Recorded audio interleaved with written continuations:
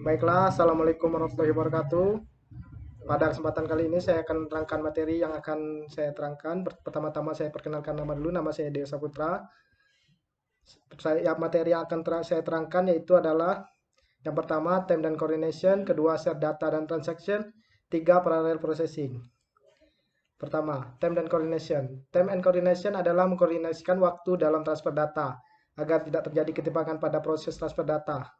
Selain itu juga berguna untuk mengukur penundaan antara komponen terdistribusi, menyinkronkan aliran data misalnya suara dan video, dan sebagai penanda keakuratan waktu untuk mengidentifikasi atau mengotentikasi transaksi bisnis dan serializability dalam database terdistribusi dan keamanan protokol.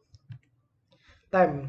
Time adalah pengembangan dari sistem multiprogram, beberapa job yang berada pada memori utama, dieksekusi oleh CPU secara bergantian. CPU hanya bisa menjalankan program yang berada pada memori utama.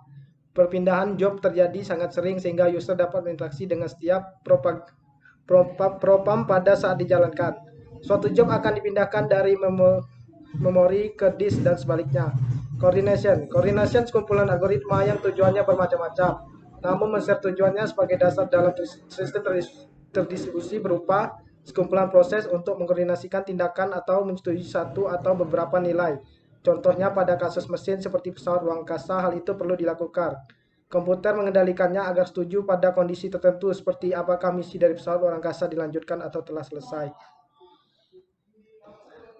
Yang kedua, share data dan transaction. Pengertian sharing data. Dalam sistem terdistribusi, beberapa komputer yang berbeda saling terhubung satu sama lain melalui jaringan, sehingga komputer yang satu dapat mengakses dan menggunakan sumber daya yang terdapat dalam situs lain.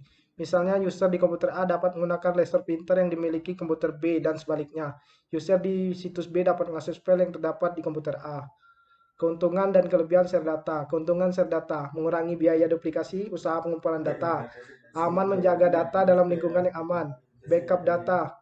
Kelemahan share data, kemudahan sharing file dalam jaringan yang ditujukan untuk dipakai oleh orang-orang tertentu, seringkali mengakibatkan bocornya sharing folder dan dapat dibaca pula oleh orang lain yang tidak berhak. Hal ini akan selalu terjadi apabila tidak diatur oleh administrator jaringan.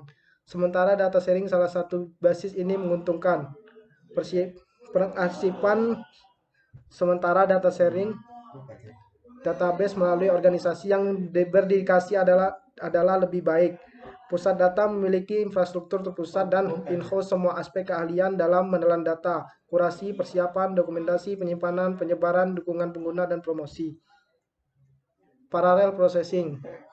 Parallel processing adalah pemrosesan paralel penggunaan lebih dari satu CPU untuk menjalankan sebuah program secara simultan. Idealnya parallel processing membuat program berjalan lebih cepat karena semakin banyak CPU yang digunakan, tetapi dalam praktiknya seringkali membagi program sehingga dapat dieksekusi oleh CPU yang berbeda tanpa berkaitan.